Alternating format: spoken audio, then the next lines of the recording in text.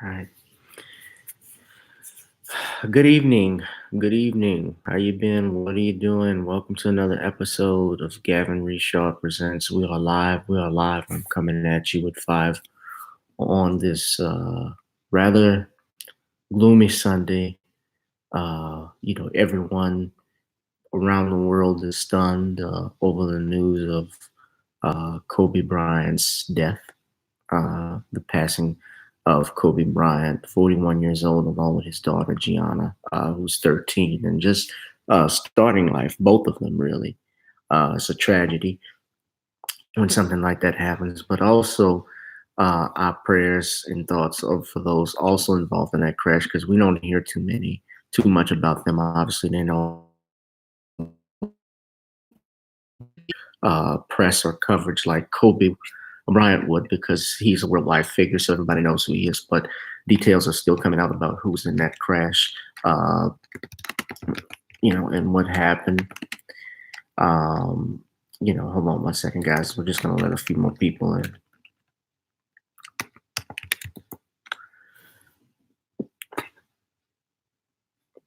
They've reported from the Los Angeles Times it was 9 dead in the chopper and that helicopter crash outside of Los Angeles in Calabasas.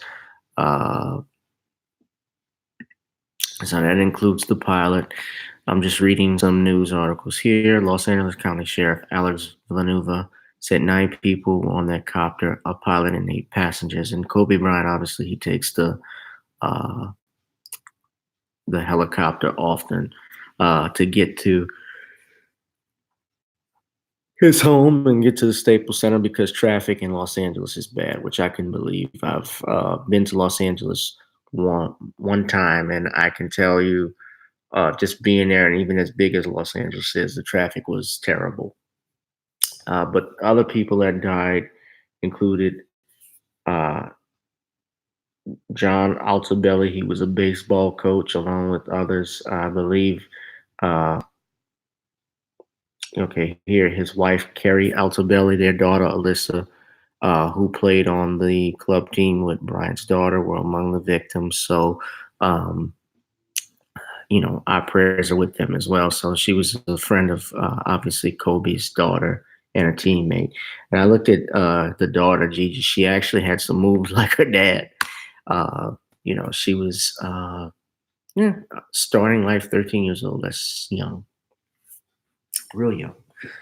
And my again thoughts and prayers are with them. You don't see anything like this, and that's why when someone dies and we're all shocked and stunned, especially when they pass away at a young age, um, it's hard to comprehend that because we don't see it coming. But that's the thing about death in life is that you'll never see it coming, and it's important that we honor those that we love while they're here on earth and to give them their flowers now before they pass away. Tell someone you love them, anything that you got going on with them, anything that's minute, as Jason Williams was saying on ESPN.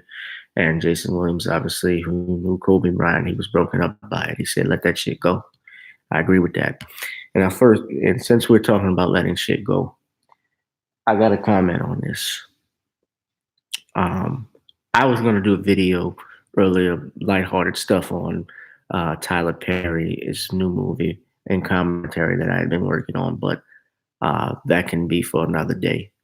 And obviously, I was going to do another video about the Grammys. That's something that can work because obviously the Grammys suck. Um, they head of the Grammys, the former president, even came out and said it was rigged. So I believe it was, but um, what I wanted to talk about in light of Kobe's passing, I knew and I wasn't disappointed that it was going to be a matter of time when the shit would come out of the cesspool.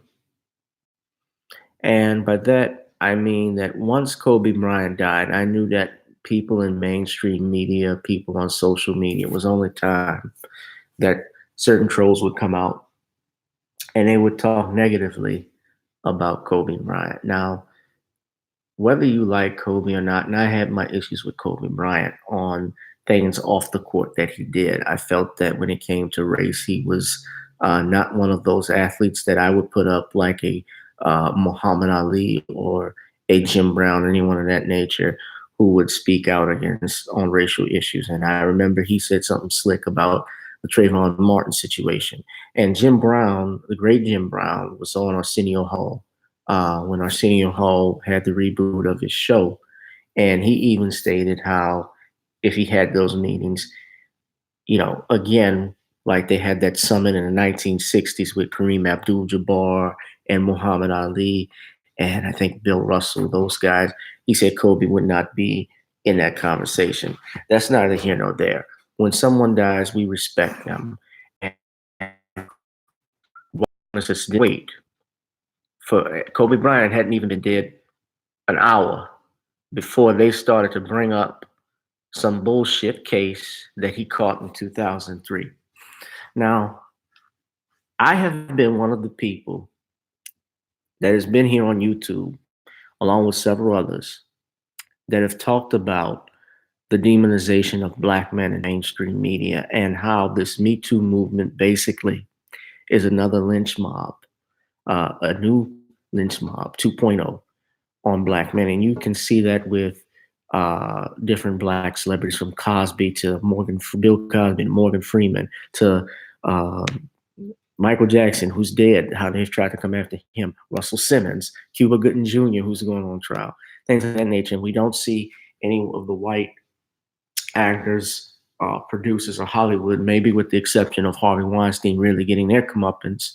And although Harvey Weinstein, I think, is getting a fair trial compared to what Bill Cosby got, I've talked about that frequently.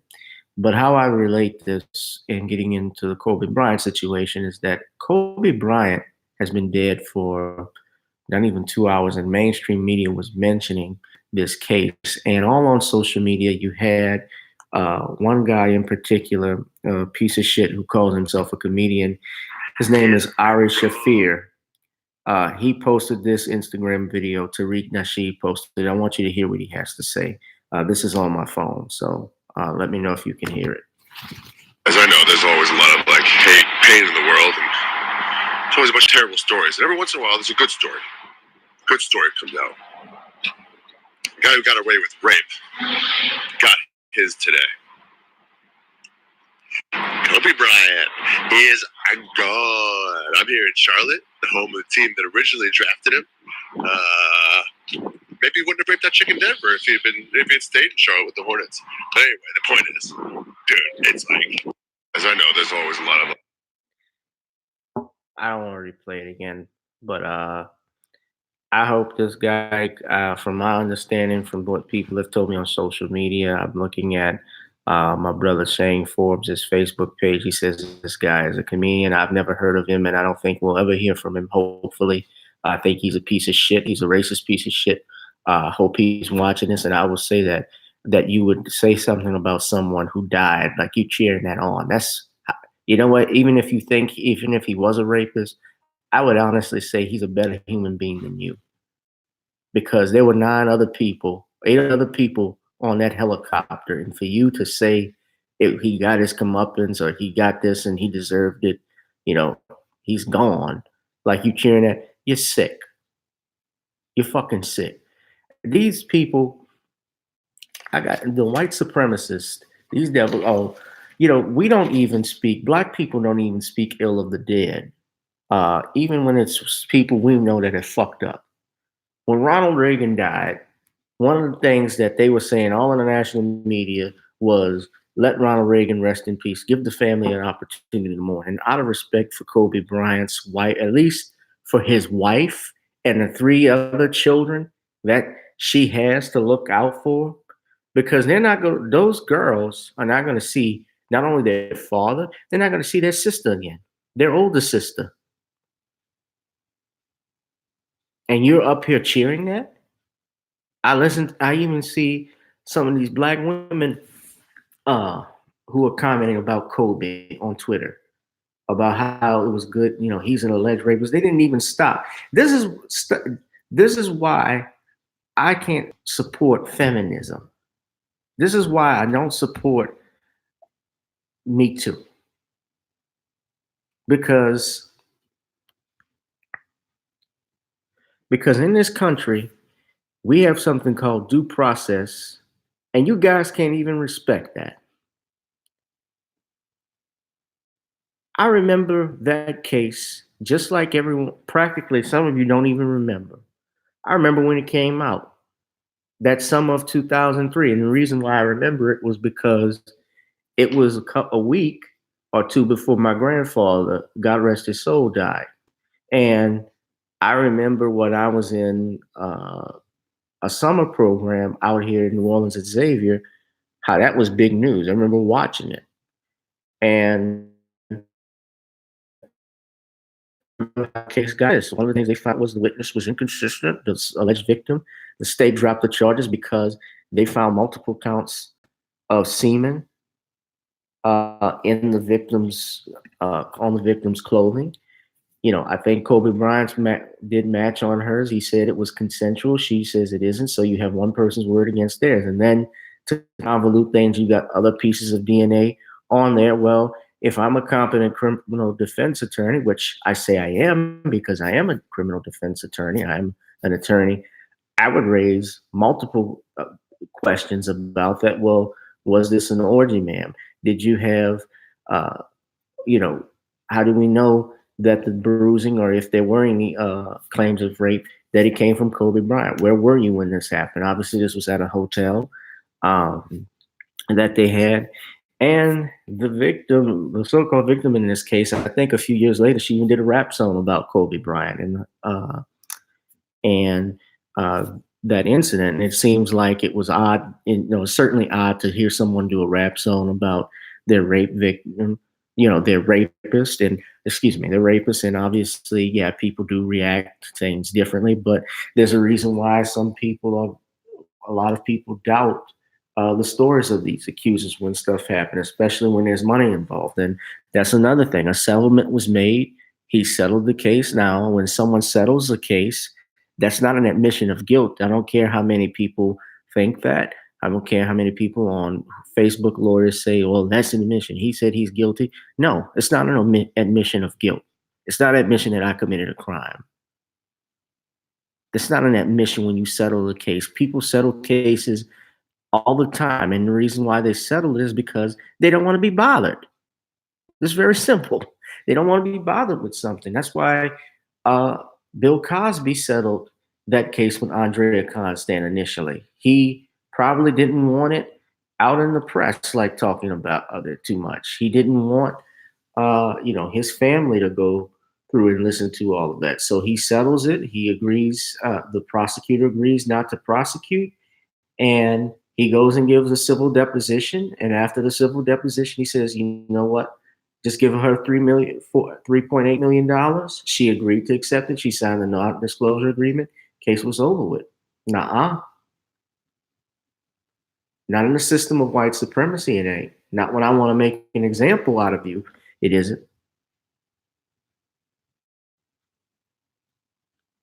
And so I see this agenda. Squeaky G says they say the girl couldn't sit straight for money. Yeah, I remember watching that. I remember them talking about multiple semen samples that they found from different men. Like she had a train ran on. I'm sorry, but that's what it sounded like. That's from what the evidence was.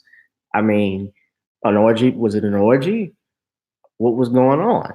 So there's a bunch of questions. And yeah, people on a jury would raise doubt. And a lot of people think that's about victim shaming. Well, no, it's not victim shaming. It's about credibility. It's just like with Johnny Cochran and the O.J. Simpson trial, when they say that Johnny Cochran played the race card with Mark Fuhrman saying the N-word. Johnny Cochran did not play the race card with Mark Fuhrman. He played the credibility card. See, that's what people get mixed up. It wasn't that Mark Fuhrman. There are a lot of racists that get on witness stands. There are a lot of racists that, serve in our police departments, that sit on a bench, You had a judge that got sentenced to jail because he was selling uh, kids, prisoners, into basically slavery in jail out in, I think it was in Pennsylvania or Jersey. So there's a lot of racists that go on. The thing is that was his credibility shot because he lied about not saying the N word, not about planting evidence black uh, on black defendants, or I should say, black suspects. He was on tape saying not only the N word, the word nigger, excuse me, that's what he said. He was also talking about how he hated quote unquote nigger lovers. And Nicole Brown Simpson was the nigger lover.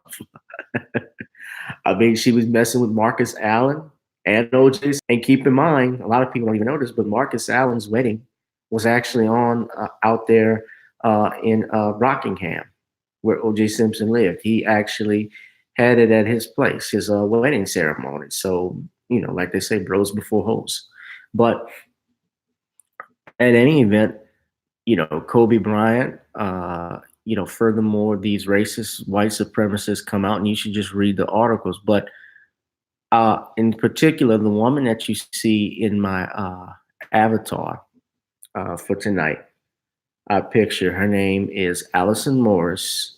She is an anchor woman for MSNBC News. I believe she was previously with the New York Times. Well, she got caught and she tried to play it off saying, I want you to hear exactly what she said. This is what I heard earlier today. I want you to listen. Pay very close attention to what you're about to hear. And we're going to go over her tweet. So here it is. But you couldn't deny how much he brought to the team, no matter which team, which Lakers team he played on. Yeah, it seems like he was just the kind of athlete, the kind of star that was perfectly cast on the Los Angeles Lakers. Kavita, if I could ask you to stay with us, we're going to go to Bill. Los Angeles Lakers. Kavita, if I could ask you to stay with us, we're going to go. I'm going to play it again. Let's play it again. You couldn't deny how much he brought to the team, no matter which team, which Lakers team he played on. Yeah, it seems like he was just the kind of athlete, the kind of star that was perfectly cast on the Los Angeles Lakers. Kavita, if I could ask you to stay with us, we're going to go to Bill Rote. All right, you heard it for yourself. Now, I want you to listen to her response. I'm going to read it to you all. All right. So I'm sorry, I said the camera was right in front of me. I leaned so far into it. I just like to listen to what she was saying so I could get a closer listen to it. But no, here it is. That was literally too close. Here's what she said. Earlier today, while reporting on the tragic news of Kobe Bryant's passing, I unfortunately stuttered on air, combining the names of the Knicks and the Lakers to say Nakers. Please know I did not and would never use a racist term. I apologize for the confusion this caused. Of course, that did not bode well with a lot of people, including yours truly. Says here over 5,000 people are talking about 44,500 people are talking about this. Probably more than that. Sorry, guys. Excuse me. Slate. Rizza Islam, I pay attention to this brother. He says, this is indeed a script. However, I'm not surprised by a devil being a devil. I'm surprised by those who are surprised.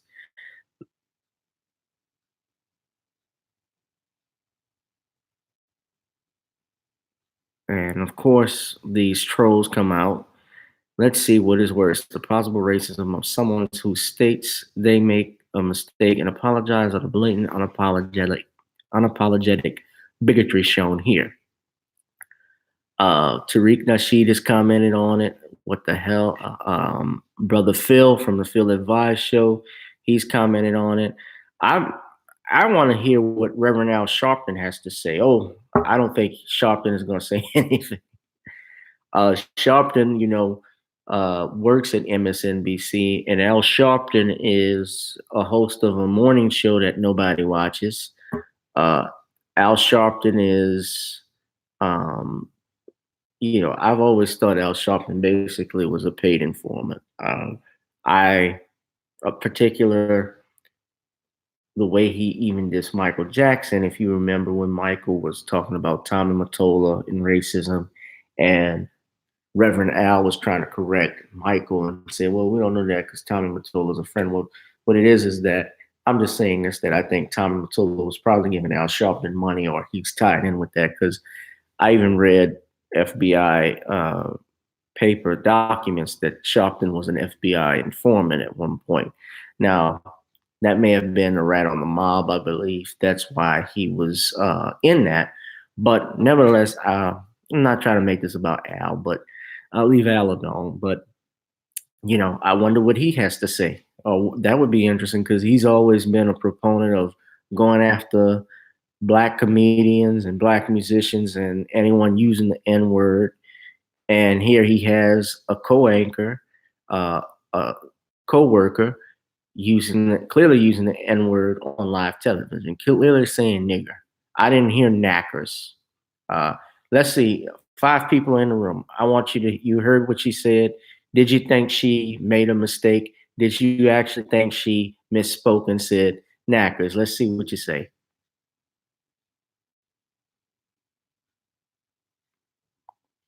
I know Squeaky G's already said she said it. Who else thinks that it was an accident or that it was real? Do you think it? I'm not going to dish you if you do.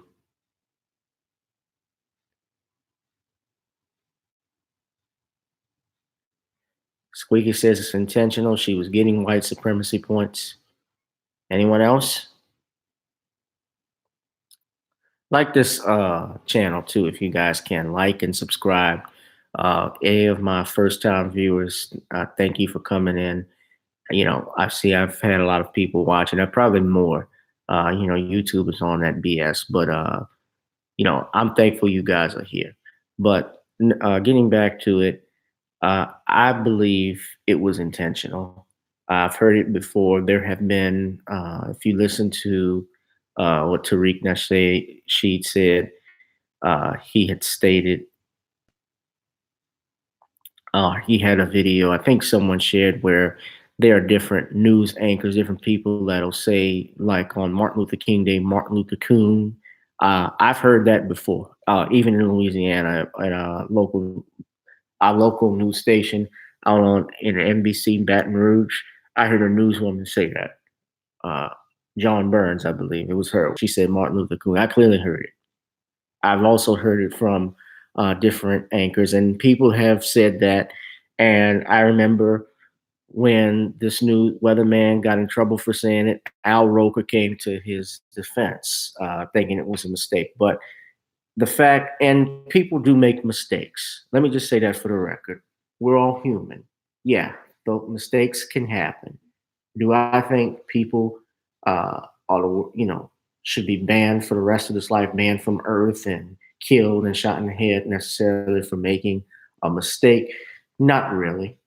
Of course, it depends on what the mistake, maybe what it is. If you're talking about killing someone, then that's a little bit different. But, I certainly do believe, though, that some things, whether they're mistaken or not, they do have mistake or accident or not, they do have consequences. When you hit a person in the back when you're driving your car and you were tweeting and you were on your phone tweeting your best friend, or you're on Instagram and Facebook and you get in an accident, you hit someone in a car. Well, we don't think you intentionally try to ram a person in the back, but the law still states that you are responsible for any damages that person has incurred. So there's a level of responsibility in our lives for our actions.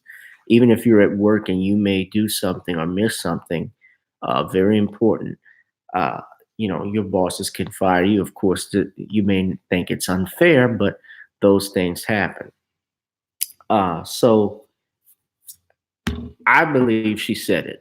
I heard it, and everyone else did it, and she got checked for it.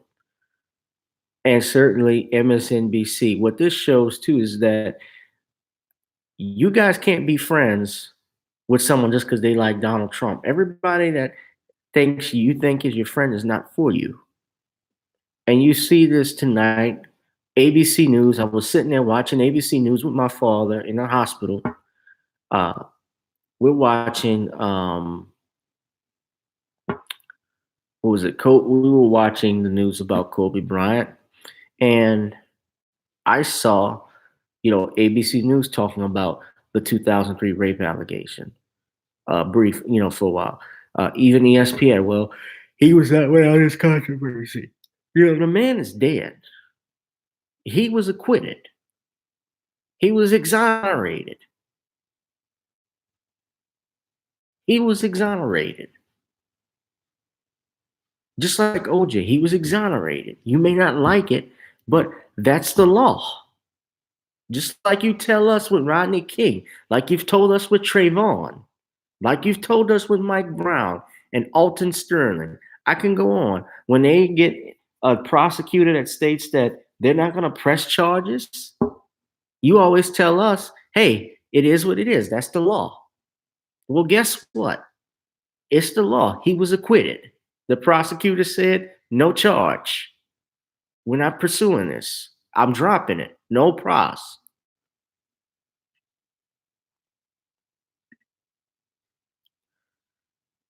And it just can't take it. 4Q states she normally says it in her circle, but it slipped out this time.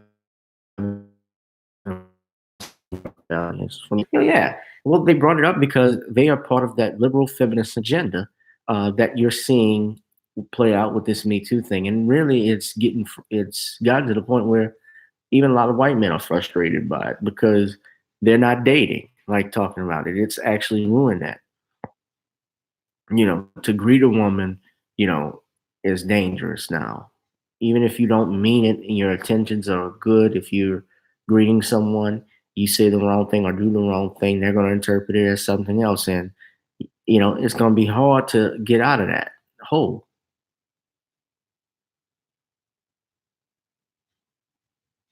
And I think Kobe Bryant, who he was, especially back in 2003, a three-time NBA champion with the Los Angeles Lakers, you got money, just like, any other NBA athlete, they'll have women throwing themselves at you. I've seen it myself firsthand. I was in down here in New Orleans where we had the Super Bowl. I've seen football stars and athletes with women on their arms, 3 women sometime at a time. It happens. That stuff is real. There's something about fame that attracts women to men, even if those men may be the ugliest man in the world. But if they're famous and they got money, they can find someone. There's someone for everybody, although it may be for the wrong reasons. And I think Kobe Bryant, at that time and age, girls were throwing themselves at him, and women were still probably were. Although he claims, well, the coach, from what I've heard, he was a loving father and a loving husband. He had children with his wife. She forgave him for his transgressions. I know he ended up having to give her an even bigger wedding ring that I saw, but they had 4 kids together. So that's saying something. They just had a newborn, and they're gonna grow up not knowing their father. So how dare people like Allison Morris, Ari Shafir, and others who are up here cheering this man's death like it's a badge of honor.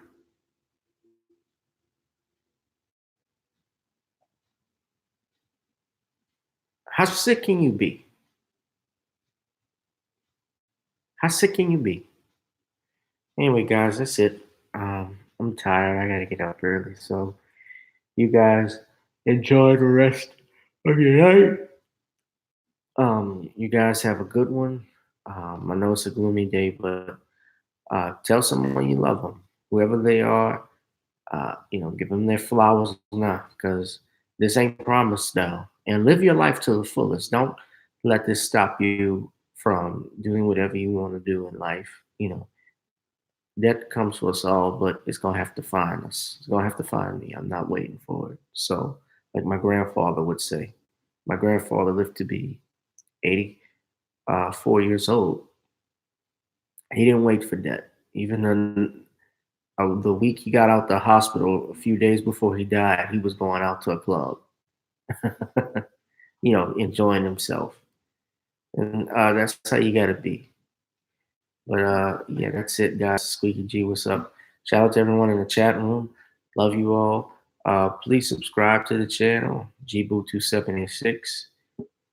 Please donate. I have Cash App, GavinRichardEsq. I also have Google Pay, Gavin.grich1 at gmail.com. That's Gavin.grich1, the number 1, at gmail.com. Y'all support the channel, because if we really are truly tired, and I say this all before, of seeing our people getting mistreated in mainstream media and on television, you gotta subscribe. You gotta support.